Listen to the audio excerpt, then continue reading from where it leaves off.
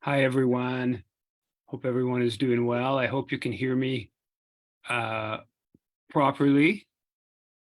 This is the Canadian Foreign Policy Hour, and I'm coming to you from the traditional territories of the Leguangan peoples, otherwise known as Victoria. And today I have a few issues to talk about, and then open it up for comments and questions and that stuff.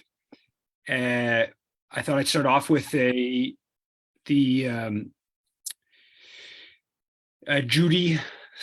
Sgro, I believe is how you pronounce her last name, and MP organized a meeting a couple days ago in Ottawa on Parliament with the MEK, which was a listed terrorist organization in Canada. It is a group that has a very maximalist position on Iran. It's apparently funded by Saudi Arabia, and it's collaborated with Israel in terms of assassinating Iranian scientists and officials. It's a group that has very little credibility within Iran, and it's been dubbed sort of cultish-like. Apparently, there was a whole bunch of senators and MPs that participated in this meeting, which very much suggests that we've got to a point where the Canadian government is very much going on board with a sort of complete regime change kind of effort in Iran, that whatever you want to say about the Iranian government is not a good direction. There appears to be sort of ISIS type forces that have launched a number of attacks in Iran, and there are credible reports suggesting that this type of sort of hardline Islamist kind of campaign to destabilize Iran, something similar to part of what took place in Syria, that is the kind of objective of U.S., Israeli, and other officials. To get a sense of how kind of over the top the campaign targeting Iran is, Saturday's Globe and Mail had a story titled "Iran's World Cup Team Mouths Along to National Anthem." And the big report from the Globe and Mail was that the Iranian team sort of sang the national anthems. Apparently, they didn't sing it during the first football World Cup football match, and but in this case they sang along. But apparently, according to Globe and Mail, and the Globe and Mail had its own reporter reporting on this in Qatar. Apparently, they didn't sing quite as vocally as the Welsh team that they were playing. But to me, this is just kind of comical. It's gotten down to that point where, you know, how engaged the Iranian football team is in singing the national anthem. That's supposed to be an indication that the regime is about to fall or not fall or whatnot. The Global News today reported that an Ontario Superior Court judge in this debt repayment case,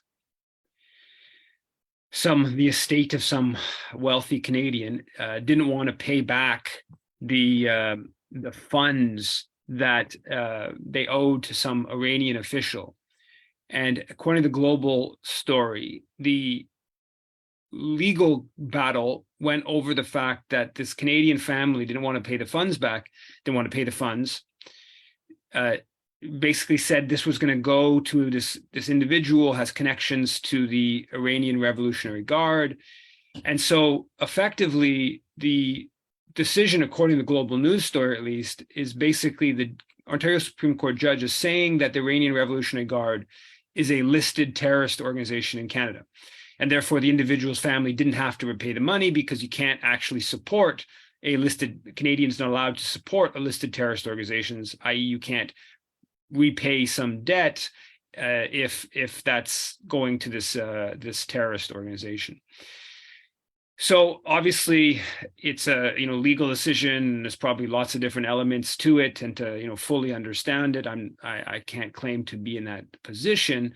But what I can say is that this is part of a series of legal rulings that the Canadian courts gave a whole bunch of funding Iranian assets, which the Iranian government said was totally illegal. They seized Iranian assets in Canada a couple of years ago on the basis that Iran has supported Hamas and Hezbollah, and there were some victim family members from attacks from Hamas and Hezbollah back like in the mid 80s and 90s that actually won this big ruling. They were Americans, big ruling in Canadian courts to take Iranian assets, which probably contravenes the UN Charter. But so there's clearly this whole battle in the legal realm, and in the global news story, it's the Canadian Coalition Against Terror, which is just an Israel lobby front organization. They're quoted in the story, and it appears that some of these Israel lobby groups have their hands in this whole process of targeting Iran within the Canadian court structure. Last week, the victims of Barrick Gold operations in Tanzania launched a lawsuit against the company in Toronto. Barrick Gold being the biggest or one of the biggest mining company or gold mining companies in the world. And so this is an effort to hold the company accountable. Horrible human rights violations at this mine in North Mara mine, where back in like 2016, Globe and Mail reported that it was like 65 people that had been killed by Barrick's security forces or the police funded by Barrick over the past decade or so, the previous decade, and a number of more killings in recent years. And so some of the victims, our family members' victims, are launching a lawsuit in Toronto court to try to hold Barrick accountable. The mine and Barrick Gold's operations in Tanzania are an example of the Trudeau government continuing the Harper government's support for the most egregious mining abuses by Canadian companies abroad. So the Trudeau government, of course, promised to bring in an ombudsperson with power to end public support, Export Development Canada support, or diplomatic support for mining companies found to be responsible for major human rights violations abroad. They didn't do that. The ombudsperson has very little power to compel testimony or to from the companies or to end public support. Essentially create an ombudsperson that's an advisor to the international trade minister. But in Tanzania in 2017 was a huge conflict, like a top news item in Tanzania for weeks and weeks, over Barrick Gold and its unpaid taxes and royalties to Tanzania. The Canadian High Commissioner organized a meeting between the head of Barrick, John Thornton, and the Tanzanian president, John Magufuli. And so that in of itself, organizing that meeting to sort of defend Barrick from its operations were basically shuttered by the government, and it was in a big conflict with the government, mostly over unpaid taxes, which apparently went into the billions and billions of dollars, but also all kinds of human rights violations at its mine. And after the meeting, the Canadian High Commissioner, Ian Miles, told the press, quote, "Canada is very proud that it expects all its companies to respect the highest standards, fairness, and respect for laws and corporate social responsibility. We know that Barrick is very much committed to those values." So here's the most controversial Canadian mining company in the country where it's most egregious human rights violations have taken place in the midst of a huge conflict with the government over unpaid taxes and royalties. And you have the Canadian High Commissioner giving a complete stamp of approval of Canadian support for Barrick. Really egregious example of the Trudeau government going to bat for the most odious Canadian mining companies. In Haiti, there's been a few developments. I think the most important thing, some more Canadian meetings. The most important thing, it seems increasingly clear that the foreign military intervention is not happening. It's been kiboshed because China and Russia blocked it at the Security Council, the UN, the American resolution. The Canadian government is not, and the countries that they wanted to join, the Caribbean countries, Latin American countries that have wanted to staff the mission, they want a UN Security Council resolution, and they're not. That's not going to be happening. So it doesn't seem like it's happened. Now it's not going to happen, and so I'm increasingly thinking that the Canadian government sort of boxed itself in on Haiti. They made a big media push that was about trying to set the stage for foreign military intervention. They basically figured that that's not going to work. That's too much of a political risk for them, and the Security Council and other countries aren't on board. But they sort of needed to take some action. And I think that now, to me, it seems like the sanctions they took against, particularly against Michel Martelly, but other important elements of the PHTK ruling regime and centers of power. To me, I think that there's an element of this that may be explained by the fact that they just sort of whipped up a campaign and that they had to show that they were doing something serious, even if they may not have initially planned to do that. So I think that's a little bit interesting, and I think it might be partly a reaction to the fact that there's no appetite, or very little appetite, in the Haitian community in Montreal, and that there was a bit of resistance to the idea of, in Haiti, of course, as well, to the a foreign military intervention. So yesterday, the Trudeau government announced or launched officially its Indo Pacific Strategy, which is a pretty politicized thing versus the Asia Pacific. But this strategy, which is primarily Canada getting tough, targeting China, and we've heard bits of it coming out over the past few weeks. In the official document that I have not actually read, it's I think 26 pages, but I've read a series of summaries. They take pretty blunt language. So they refer to China as a, quote, an increasingly disruptive global power. They say that China's bending the international rules to suit its interests, unlike the US, which would never do that, or Canada, which would never bend the rules to suit its own interests. In this strategy, they announce $500 million over 5 years for military and intelligence cooperation with allies in the region. They announced that Canada is going to be sending more warships to the region, so I guess more regularly. The government announces all this. This is all part of its plan to promote peace. That's how they frame it, promoting peace. This more warships and more intelligence and other military involvement in the region. The U.S. ambassador put out a statement immediately congratulating the Canadian government for its new strategy. David Cohen, the U.S. ambassador, when he began his mandate, the China strategy was one of the things, and maybe the only thing, one of the things that he mentioned right at the start, that this was like an important kind of top concern for the U.S.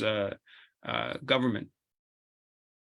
Now, from a business standpoint, there's, of course, this is getting tough with China, is a little bit difficult for the many elements of the business sector, the corporate sector, that want to make money. And think it's Manulife, just a couple of days ago announced the purchase of I think about $250 million purchase of a Chinese company, I guess, in insurance related sector.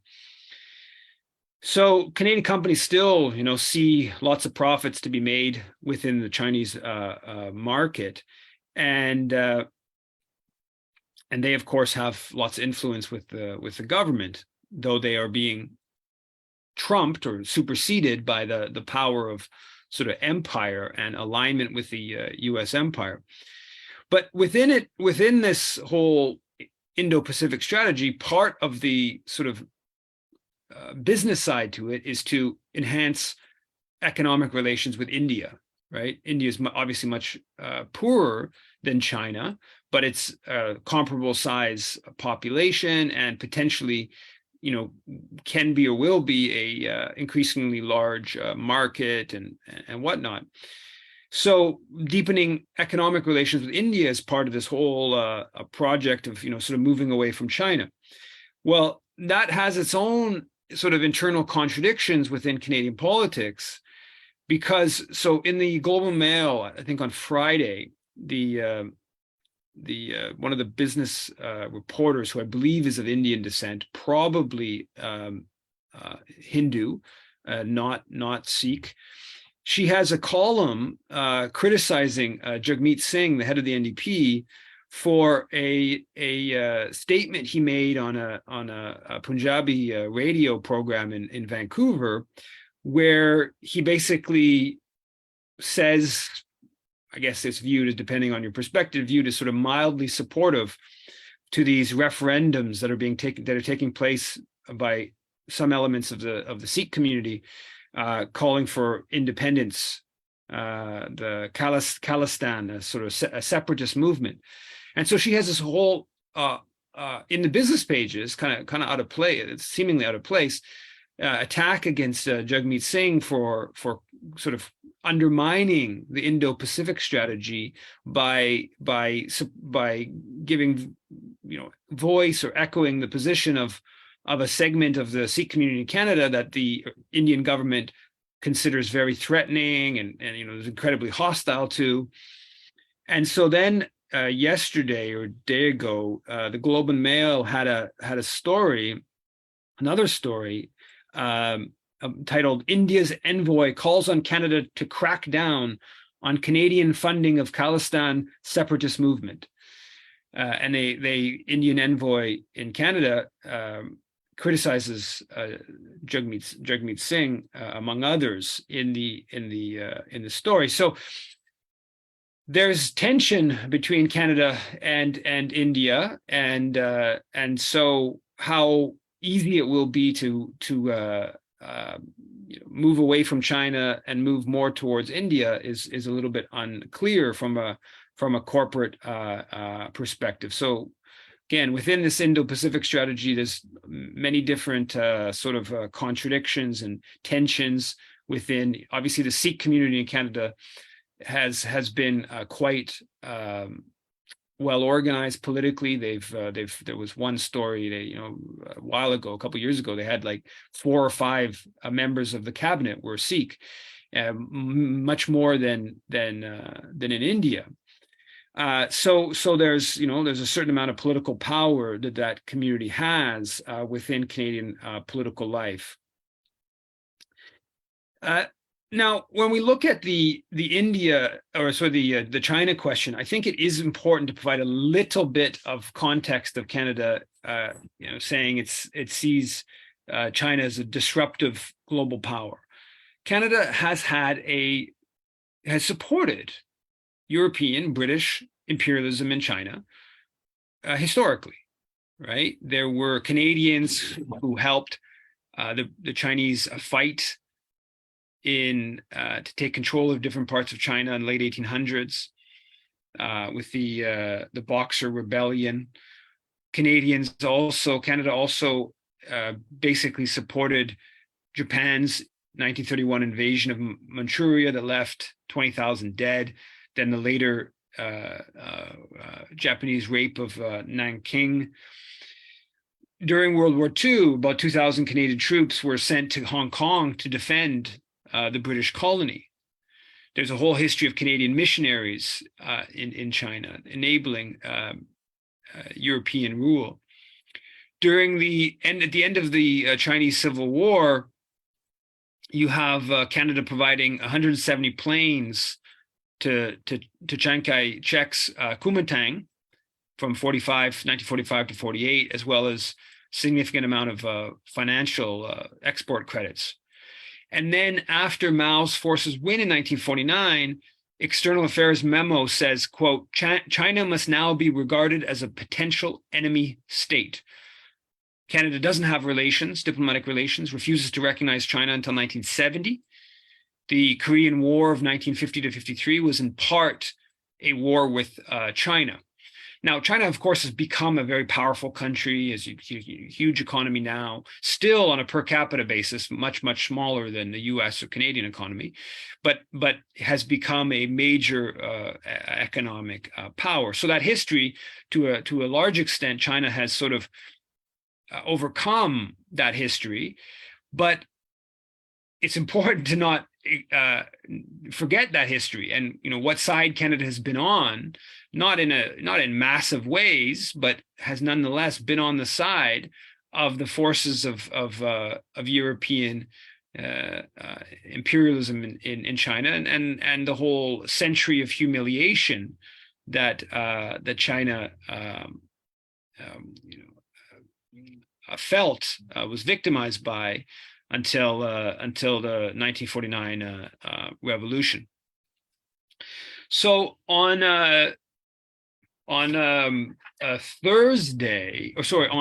Tuesday, I began my my little tour in Southern Ontario, where I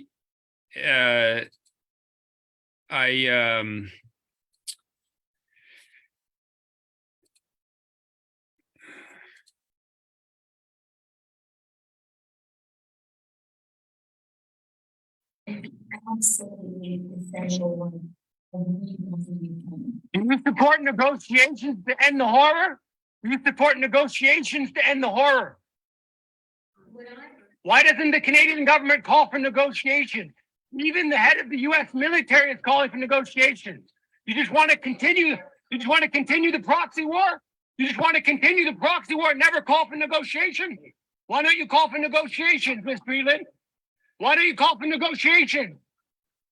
You want to continue the proxy war? Call for negotiation. Call for negotiation. Don't try to make money off the conflict. Sorry. Don't try to make money off the conflict. Call for negotiation.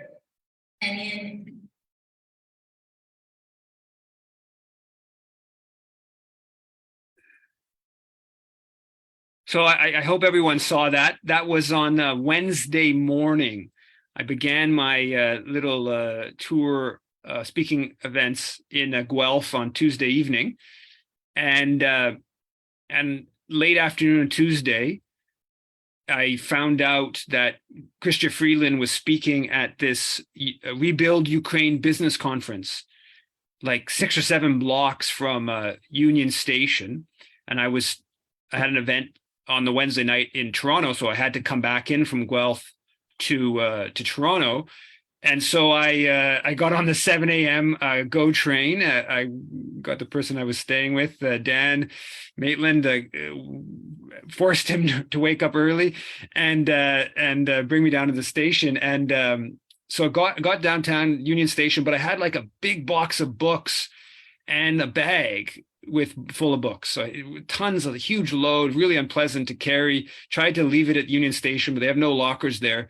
Went towards the hotel where Freeland was speaking, and there was a Tim Hortons across the street. So I just like left my 2 boxes of books, my rolly bag at the Tim Hortons, walked across the street, went into the just walked right into the conference. It was actually quite easy. I had my computer bag on my back and kept my jacket on. Everyone else had to put their in a coat check. Just walked right inside the meeting. Had to listen to it for about 20 or 30 minutes. Which was a little bit stressful because, again, my bag and my books were all over across the street at the Tim Hortons. But this conference was kind of wild. It was sponsored. The Canadian Business Council was a sponsor, but also the Ukrainian Canadian Chamber of Commerce. I think that, and the guy from the Ukrainian Canadian Chamber of Commerce, when he opened it, he talks about getting a piece of the action. Like, he used the word piece of the reconstruction money. So like, already in the headspaces, there's going to be money around to after the war, whenever the fighting dies down, and they're already sort of like laying the groundwork for doing that. So that was I was pretty happy with myself for pulling that off, and considering the context. But I was actually pretty, you see, I stayed like at the back of the room. I usually would have gone closer to Freeland, but I was really concerned about getting arrested because, again, I had my bag and my box of books across the street, and I didn't want to be even detained by the police because that would have probably led to losing all my stock. But yeah, so that was I think a somewhat successful disruption. Not as, I would have been, again, more forceful if I would have gone a bit more close to the front, if I would have been a better situation. So in today's paper, see if people can see this, the Journal de Montréal, which is the most widely circulated paper in Quebec, they have a 2-page expose, which basically says that I'm the lead Russian propagandist, I guess, is the story online. The online version of the story, which is all the stories, is about 4 stories, I guess, all in one place online. They use the word Russian propaganda 19 times. They use the word pro-Russian 3 times. And it's basically about the disruptions. It also mentions Dmitry Lascaris.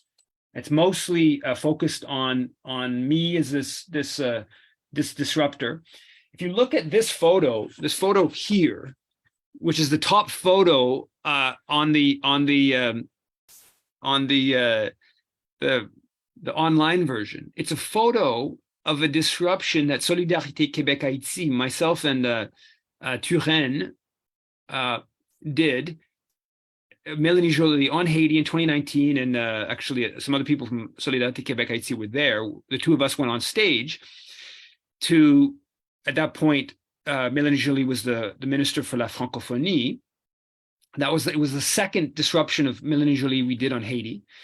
And so, incredibly, this story basically says that all these disruptions, from the climate crisis to Palestine to Haiti, it's all like part of Russian propaganda, including like one that happened in 2019, with Solidarité Québec Haïti. It's completely kind of mind-boggling that they attempt to do this. Like, they have in the online version, they have a photo of me from my Twitter where I bumped into Stephen Guilbeault, the environment minister, when he's the MP for my riding, and I bumped into him with Zuri on my back. So I think she was like 3 or 4 months old at that point. And he was about to get on his Bixie bike, and I bumped into him 4 blocks from my place, and I started saying he was a climate criminal. And so somehow that is like Russian propaganda or something. I don't like, basically, like, any dissent against the Canadian government is sort of like all this Russian propaganda kind of thing. Like, and again, like, I told this journalist, like, and I had like a 45-minute discussion with him, which got about 10 minutes in, I basically was kind of mocking the guy and yelling or arguing with him, because it was so kind of comical what he was claiming.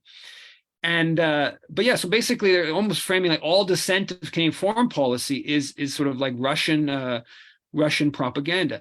Now, where this guy comes from like what's the sort of intellectual author of all this is that report. I think Aaron Mate was on when it came out back in June. He was a University of Calgary. Guy's name is I think it's Jean-Claude Boucher. And he did this whole report on these like influencers that were like he claimed were behind Russian propaganda. And in this Journal de Montréal story, he quoted saying, "We made a list of hundreds of influencers in our country who share or like the most Russian propaganda on Twitter. Yves Engler is among the most active in Canada." He also says he is part of a network of people who actively participate in Russian propaganda in Canada. We know that he also participates in publications financed by the Russian secret services. So in the interview, this Journal de Montréal reporter, he was basically saying that like my articles appear on Global Research website, and that's Russian propaganda site or somehow tied to Russia. Now, I haven't actually submitted an article. As I told him, I haven't actually submitted an article to Global Research in years. I don't know exactly how long, but multiple years. I did previously submit, like the early 2000s, mid 2000s, I did submit some articles to Global Research. I don't agree with a lot of where they've gone politically. And so I just choose not to submit. I've told people, many different websites, anything that appears on my website, they can republish without even asking me. It's up to them. I have a friend, anti-war activist in Winnipeg, who actually has a program. He does on Global Research. He used to be at the radio station. He was the coordinator of the student university radio station, and I used to go on his program all the time whenever I was in Winnipeg. Sometimes he called me for other things. So I've continued to do interviews with him, and I won't change that. It's on Global Research. You could argue in one way or another I'm sort of endorsing Global Research by doing the interview. Was I endorsing the Journal de Montréal by doing an interview with the Journal de Montréal reporter? Maybe not. I don't know. Am I endorsing RT when I do an interview with RT? Maybe not. When I do an interview with CBC News, am I endorsing CBC News? When I did an interview with National Post, I don't know how you sort of like, how do you decide these questions? But nonetheless, so he's saying because Global Research has republished some of my articles, therefore, I don't know, I'm tied to some publication that apparently they're claiming the Russian secret services have some tie to, I don't know. It's all pretty out there. Of course, there's no information. There's no, like, they're not saying like, okay, you said that, you called Steven Guilbeault a climate criminal, and the Russian government believes that Steven Guilbeault is a climate criminal, therefore you were doing Russian propaganda. They don't even try to do that in the article. They just sort of throw out the Russian propaganda repeatedly.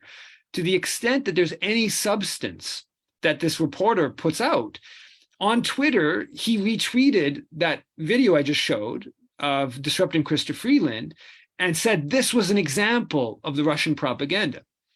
And in that video, basically all I say is, can we have negotiations? Can the Canadian government support negotiations? I think, quite frankly, it gets pretty boring. I say negotiations so many times.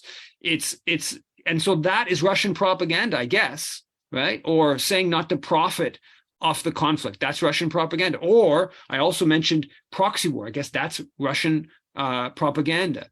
So how do you like decide this stuff? I don't know.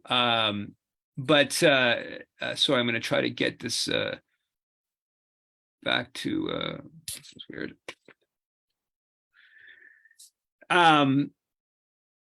So anyways, but so in terms of this report, with two things. One thing is that what a surprise! Like the Israel lobbyists just were so excited, right? So that you have like the Marceau, the head of CIJA in Quebec. He's like tweeting out about the Journal de Montréal article, like Yves and Dimitri, they're part of the Russian propaganda apparatus, and they also are Israel haters, and they're bad people, and therefore the Palestinians aren't being oppressed.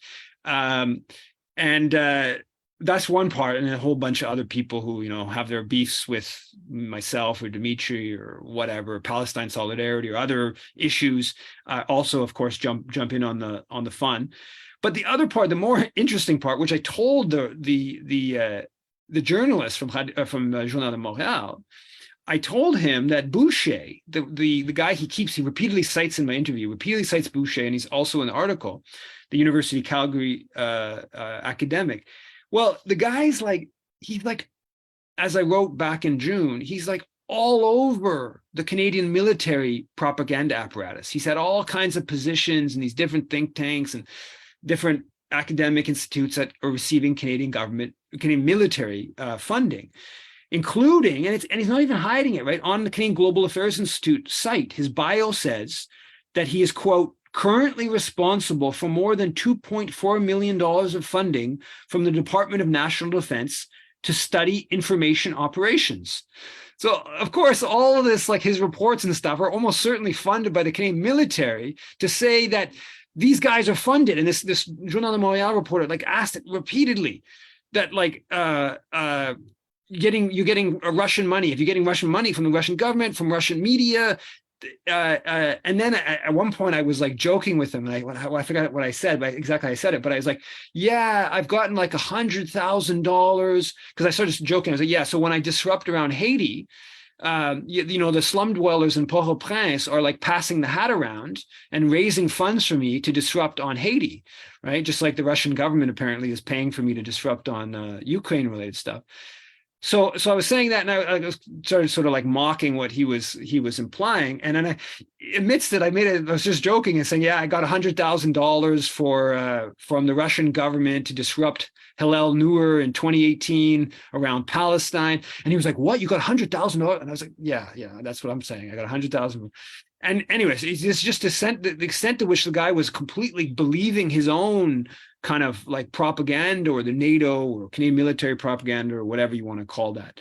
Anyways, it's a pretty outrageous story. Of course, it's in French. People can see it on my Twitter, on my Facebook. And this is, I think, kind of what passes for, you know, sort of critical investigations. As I pointed out to the journalist, I sort of asked him, "Is like, are you familiar with the Minsk Peace Accord?" And he said, "Yes, I've heard of that." And I said, "You know, rather than spending all your time on this deep research investigation into myself and Dimitri and whoever else that's supposedly Russian agent, why don't you look at how the Canadian government undermined, subverted consciously the Minsk Peace Accord, and how that contributed, doesn't justify, but how it contributed to the horrors going on in Ukraine today." I think that's a subject that would deserve a little bit more research, deep, you know, investigative research, than on the non-existent funding from the Russian government that I've received. On that note, I guess I'll open it up to people's questions and comments. Go ahead. I see Yuri's hand. Go ahead, Yuri. Hey, Eve. Wow, I was laughing my head off at this, you know, smear campaign and slander on you and Dimitri and so forth. It's so ridiculous. And but I, forget the question I had about Ethiopia and Congo, but does this mean that the powers to be are very much well? Does this mean two things? The fact that a big newspaper in Montreal dedicates so much time to, smearing, you and your activism. And of course, and you mentioned, Dimitri as well. Does that mean that the powers to be are very much freaked out by the work that you, Dimitri, and others doing, and that the activism is then making in impacts? And it kind of reminds me of the fact that the CBC dedicated so much time to attacking Eva Bartlett and so forth. And of course, global research has been attacked several times by the CBC and the establishments. Does that mean that you and those publications and all those people really then are making an impact?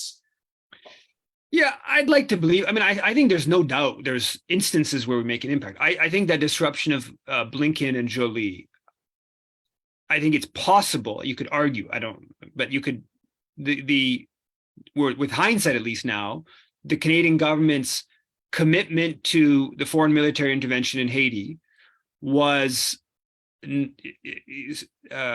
around the edges, that the disruption that we had of Jolie and Blinken, which got tons of media attention in Quebec, that possibly pushed them that little bit away from what they weren't sure if they were going to do or not on a military intervention in Haiti. That's possible. I don't know.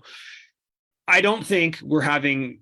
I love to believe we are, but I don't think we are on Ukraine, Russia related stuff. I think you got to go through each issue one by one on where they're feeling pressure in any significant ways and stuff.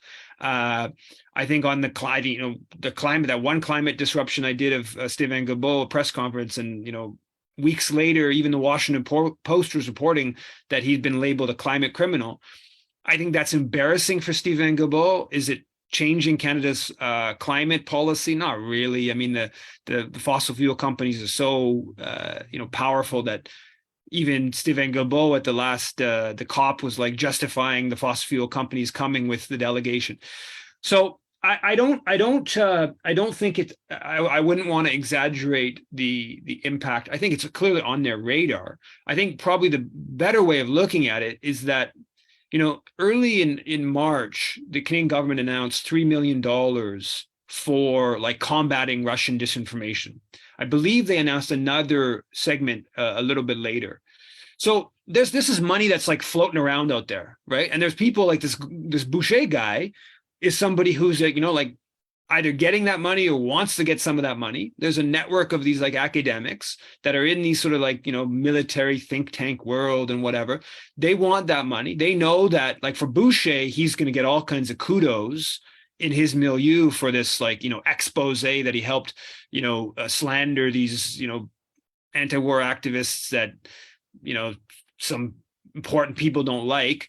He's getting all kinds of kudos for having done that, getting that into the Journal de Montréal.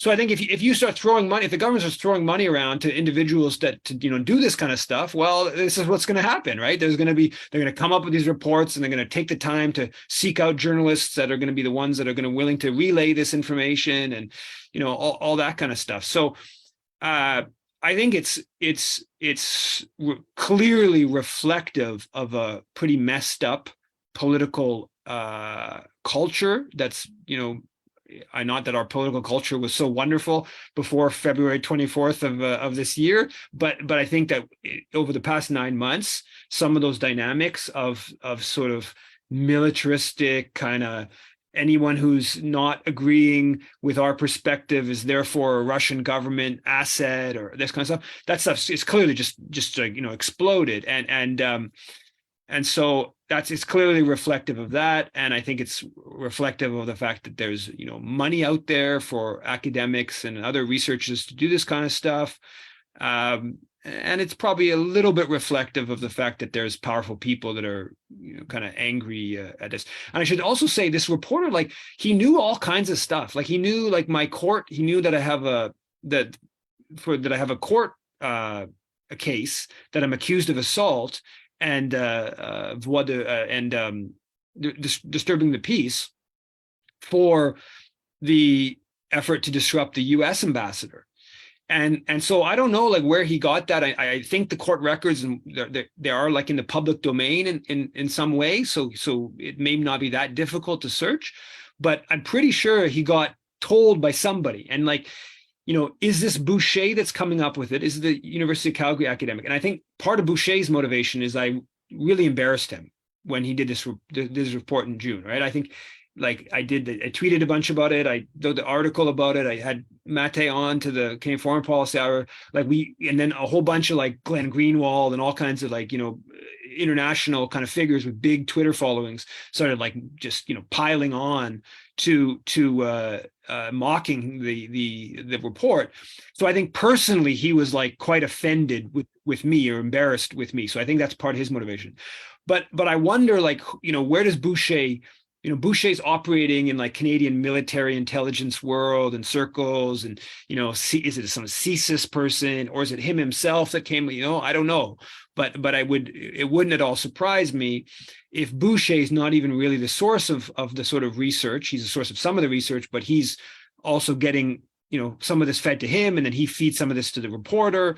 If that's kind of like how the process works, I don't know.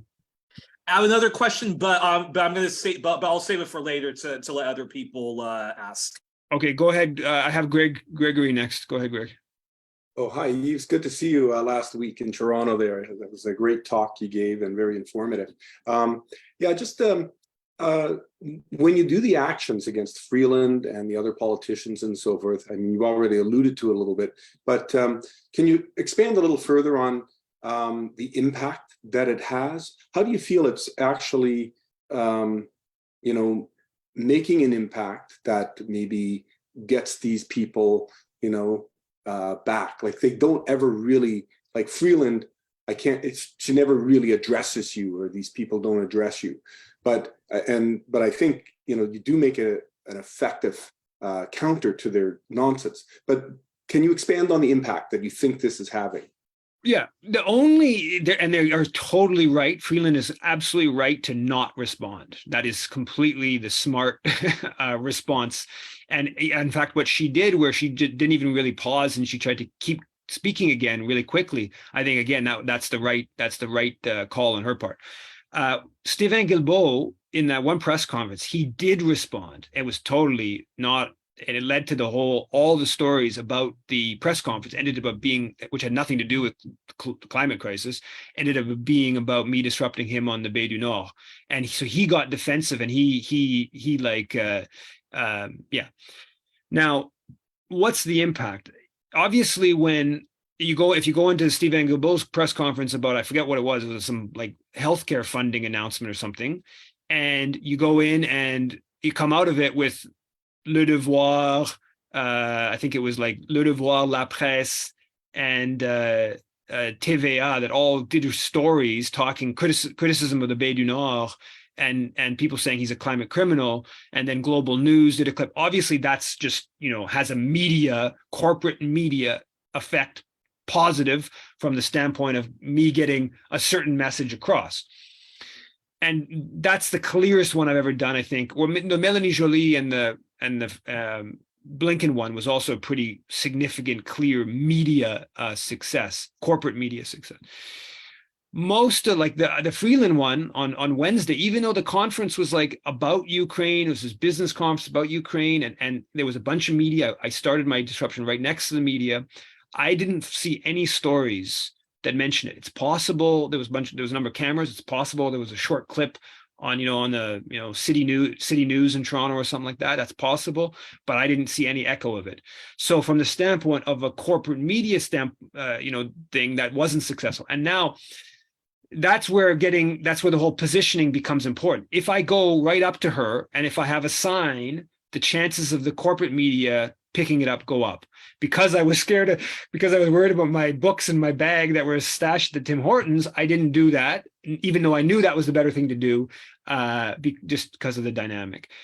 Now, the clip that I did of Freeland, has been watched like I think 17,000 times on my Twitter, and there's a couple other clips of it that are circulating around out there. So there's some social media buzz, and also on Facebook. I don't know, hundreds of people probably on Facebook have watched it.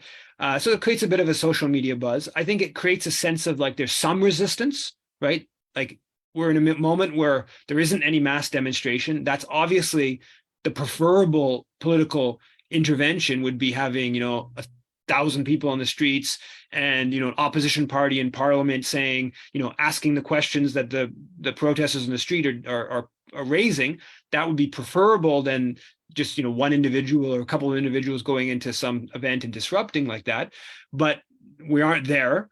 Hopefully the disruptions sort of kindle a little bit of the like mass street kind of demonstration dynamic.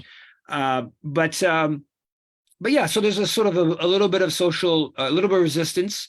sign of resistance on social media, and then it becomes like subject matter is important too, because like, you know, me saying call for negotiations, I don't think anyone that watched the Freeland clip is like learning that much, right? Okay, it's putting the idea of negotiations out there. It's not particularly big, you know, insight of, you know, political insight. But there are some that are, I think, a little bit more like that. So when I disrupted the McGill principle over the Palestine solidarity policy, it was like more than 100,000 people watched that on Twitter. I don't think it got any corporate media attention, even though, again, there was lots of corporate media there. But most people had no idea that the McGill administration had suppressed the Palestine solidarity policy. So it was kind of like an obscure piece of information that, by talking about it in the context of a disruption, it got way, way wider circulation than, you know, writing an article about the issue. Like, I've written a number of articles about the issue that, you know, on my site, a couple hundred people watch it or read them, maybe couple hundred more on Palestine Chronicle, or, you know, so by connecting it to a disruption, you're getting a piece of information to a way wider audience. So I think they're slightly different in each dynamic. I think it's also just good to like kind of annoy the powers that be. I mean, just to make their life a little bit more difficult, right? Like to the fact that their staff have to like think about, oh, is somebody going to come in and disrupt? Do we have to be a bit more cautious on how widely we announce the press conference? Those little things, you know, they're not huge, but they are something. And I also think, you know, there are some issues where, mostly I don't believe this, but, you know, the politicians just having someone say something counter in front of their face, you know, means they hear it. And obviously the more times, like, it's like if you bump into a politician on the street and you tell them, you know, stop supporting a proxy war in Russia, like, I don't like it. I think it's useful to do, because I think that the more times they hear that, you know, that puts, oh, actually the population's not totally on board, right? You know, I don't think that's, telling the truth to the powerful doesn't do you much usually, right? They know what's going on. And so it's more about telling the truth to the population and sort of, you know, sort of more of the social media dynamic. But nonetheless, I don't think it hurts, certainly, to tell a politician something that, you know, you believe, or that's important. But go ahead, Alex. Hi, Yves. Hope you're doing well. Congratulations on all of your recent disruptions. And I read the article in the Journal de Montréal this morning. And, you know, it's really incredible that they do this, you know, really long story, and that they make all of these allegations, these crazy things about being, you know, paid by Russia and all this sort of thing, without any kind of evidence to back it up whatsoever. And they did the same thing to me back in March as well, where they suggested that the Green Party would be under Russian influence and this sort of thing, again, without any kind of facts to back up their affirmations. And I was wondering if you had considered taking any kind of legal action against the Journal de Montréal for defamation. I haven't. I don't even know where it started. I don't have the like legal means, the financial means, all that stuff. My Dimitri I don't think has shared the story online. And Dimitri Lascaris sent a letter to the journalist a couple of days before it was printed, stating unequivocally that that he had never received any money from Russian government or any money for any disruptions, like making that absolutely clear, which he had told the journalist, you know, on the phone, but then put it in writing as well. I haven't talked to Dimitri about it, but it wouldn't surprise me that Dimitri's considering that kind of angle. But personally, I mean, I don't know what's, you know, possible, and I'm kind of, I mean, I've been smeared in so many different directions by so many different, you know, I don't know where you, you know, I think I thought about like, maybe is there some sort of like public letter to maybe submit, try to get a handful of like prominent people to like sign some public letter that, you know, to try to press the Journal de Montréal to at least publish it as a letter in the paper. I thought maybe something like that, or I don't know. I haven't haven't, I don't know, but I'd like to do something. I'm writing something. I have an article coming out, and I'd, like to do some more stuff, but whether the legal avenue is one, I really don't know. Okay, thanks. Very interesting. Go ahead, Mr. Sandhu. Sorry, my first name is way too long to write in, so it's Bhagwant, so I'll just go with B. Sorry I don't have the light to put my image on, but maybe I'll do it anyway. I'll move around. Yeah, I was going to say a couple of things, like to Gregory's question. I think it's I absolutely think that these disruptions work, and I think they particularly worked in Haiti. And the reason is that unlike the disruptions that you see with, for example, Chrystia Freeland in Alberta, and some Yahoo walks up and starts swearing at her, your disruptions are actually kind of, if I may say so, sort of nerdy policy wonk disruptions. So when you go there and you're saying, what about negotiations? That's the politicians and their staffers and what they kind of have to think for a moment, right? It's not like, hey, you suck, Chrystia Freeland, right? It's actually kind of offering simultaneously a disruption plus a solution, if you know what I mean. And that gives them pause to think. And even for the listeners and whoever views it. So it's a kind of not a moment to say, oh, get him out of the room, but it sort of hits him out of left field, I believe anyway. So I think to Greg's question, I think points they do work, and I think on the Haiti, because there was such a kind of a rapid and quick mobilization and sort of articles and whatever that come out at the same time of a kind of a higher moral ground. I think that gave them pause to not go head first as they were planning to. But anyway, that said, I really wanted to talk to you about the China Indo Pacific policy. They have it on the Global Affairs. This morning, I think, was put up, or might have been yesterday.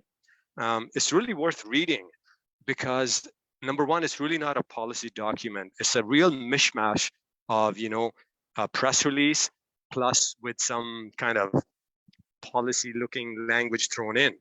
And I want to get maybe once you do get a time to read it and that to get your perspective on the fact that it seems to me that, just like you said earlier, that they boxed themselves in Haiti, I think they've boxed themselves on China as well, because there's a section on China. The whole thing is not necessarily on China. It is about China, but they don't mention the name China.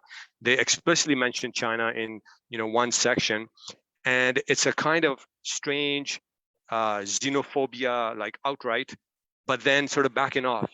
Our majority of the diaspora in Canada is out of the Indo Pacific. So if you just take the Filipinos and the Indian origin people, that's a majority of the Canadian and newcomer immigrants, right? And throw in the East Asia, it just gets huge. So it's a kind of it's trying to balance, and but it appears to me that there's something else going on. I always say this, and I think what's going on is that last week when we talked about Trudeau's thing at in Indonesia and all this, is that I think this is a kind of might be a political machination to ward off the pressure that they're coming from the conservatives, because a conservative obsession with China is at the level of fetish.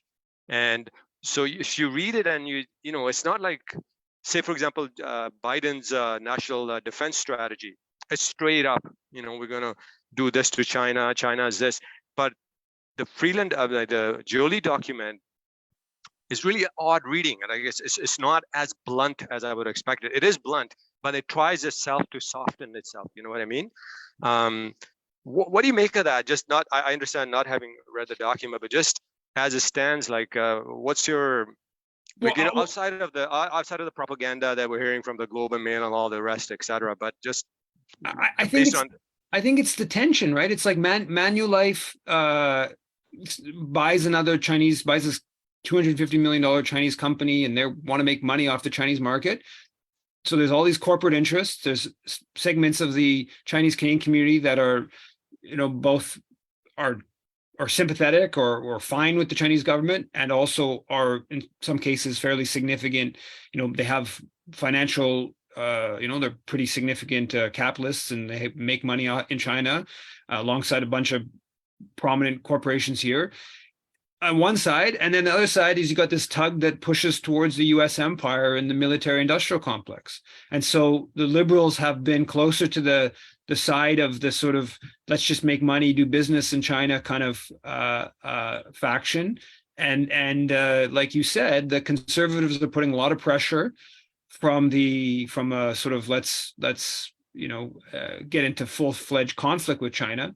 And they're kind of like trying to balance this out. And that to me is the dynamic. That dynamic's been playing out for a long time, and it's like an ongoing battle, right? And every step the U.S. takes into a more aggressive position, that emboldens the Conservative Party, that emboldens the sort of journalists at the major papers that are just like over the top about China. That's my reading of things at the macro level. But just one more point, Eve. I think just for the next little while, it might be interesting. You might find it interesting to keep an eye out on the liberal point person for the Uyghurs. He's out of Montreal writing, right? And believe me, like it's way over the top. Like he's basically it's clear that he's blunting, Michael Chong's, the stuff, but.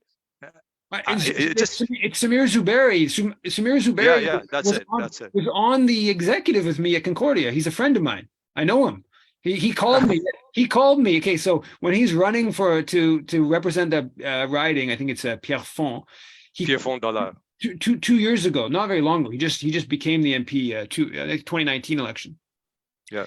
So he calls in a panic the night or a couple nights before his riding meeting, because there was the meeting at the CSU, Concordia Student Union, where Hillel gets suspended, okay? And so he was like, but long story, but basically the executive, myself, Samir, some others, opposed suspending Hillel's club status. And the Israel lobby was like bearing on him about his riding, and he was scared that he was going to get turfed from being able to run in the riding, that he calls in a panic to ask me if I have any ideas or where I can find the documents that showed how the different members of the Concordia Student Union Council voted on this meeting. So anyway, so Samir, like he went after Concordia. He worked for different Muslim rights groups. He considers himself like progressive minded. So to me, this is just like a perfect kind of like issue. He feels like it's Muslim solidarity. He feels like he's doing right by human rights, but it aligns with the U.S. empire. And I told Samir, I bumped into him at the Orange Day, for Indigenous, missing and murdered rally about a year or so ago in Montreal. And I told him that Tati from the Uyghur Rights Group, that they're funded by the U.S. State Department for their operations in Parliament. And he's like, oh, I didn't know that. And anyway, since then he's just gotten closer and closer and closer with that whole world. And I was thinking actually recently, I was thinking about how I'd like to try to disrupt an event that Samir is doing and challenge him on some of this stuff. But yeah, no doubt, it's fascinating to see how smoothly people who consider themselves progressive get sucked into the sort of U.S. empires. China is the root of all human rights violations in the world, and I don't worry about like what's happening to that, what Israel's doing to the Muslims in Gaza. Because that gets me in some trouble with my liberal caucus, or that gets me in trouble with the media. But I'm gonna become like a real big Muslim rights activist by focusing on Uyghur rights. That's in Samir's head. I know that's how that like the game is sort of playing out. Anyways, it's very fascinating to see some of those kind of dynamics. Go ahead, Hans. Okay, I'm unmuted. Can you hear me? Yep. Pardon me for going back to Alex's question about reacting to this labeling you as a disrupting pariah when in fact you are probably the #1 research resource person on the left in Canada. And I just want to draw a parallel with the GoFundMe campaign that Dimitri Lascaris is defending Javier de Villa, the high school teacher, in a lawsuit against Die Brith.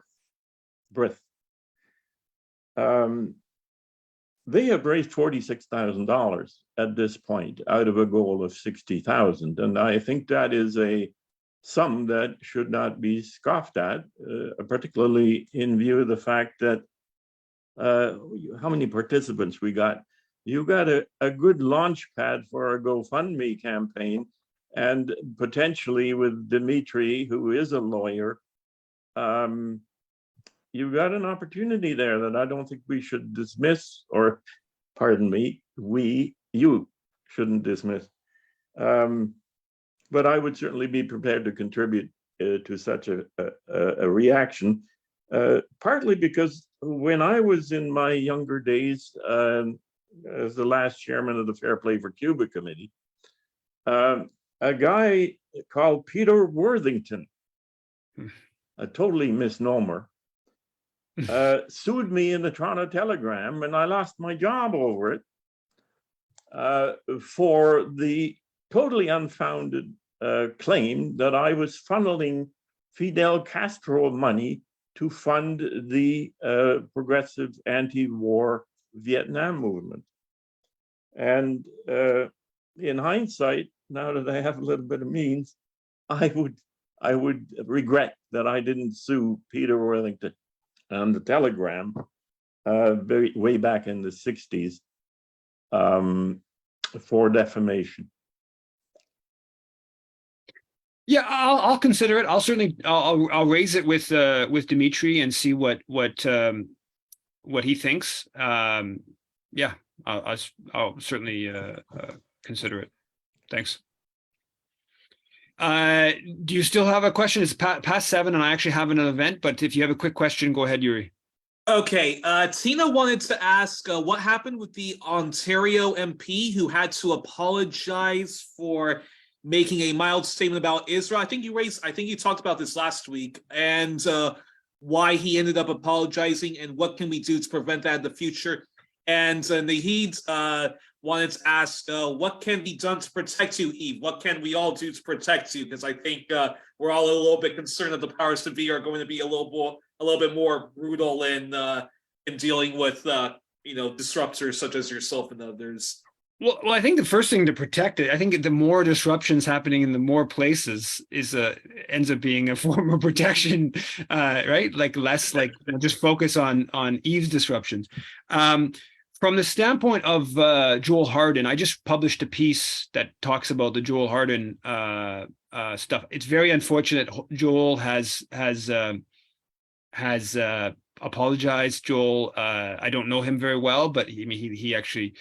He let me stay at his house like 6 or 7 years ago when I was coming to Ottawa, and nice guy, agree with him politically. It's just really unfortunate that he felt the need to apologize. There's nothing to apologize for. There's a number of letters. Rabbi David Miviser initiated one of them that makes that point clear. There's some others. I just signed one today that is circulating. I think it's going to be released in a few days. I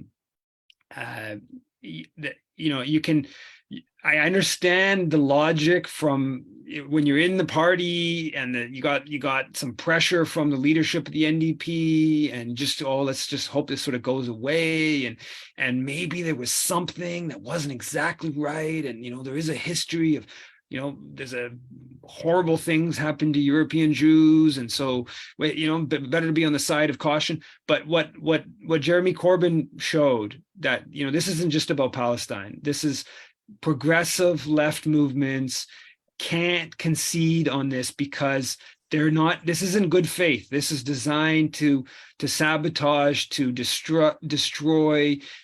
First and foremost, Palestine solidarity, but more generally, it becomes a tool in the hands of the establishment more generally, and Corbyn shows that. And by conceding, you just embolden. And the first thing that CJ did right after they got the apology, what do they go to next? He should be kicked out of the caucus, right? They go to the next step. That hasn't happened, and it probably won't happen. But it's setting the stage, preparing the train for next time when he says something that's not that the forces of apartheid don't like, then they're going to push it again and say, oh well, why wasn't he kicked out of the caucus last time, whatever, right? So but yeah, so I think we have to push back. But yeah, so there's some pushback. It's not, it's the media is not helping the pushback on the Joel Harden thing, but there is some pushback. So, but like I said, I have something here in Victoria not too long. So thanks everyone, and same place, same time next week. Thanks a lot. Keep up the great work, Yves. Yeah, see you guys. Everyone.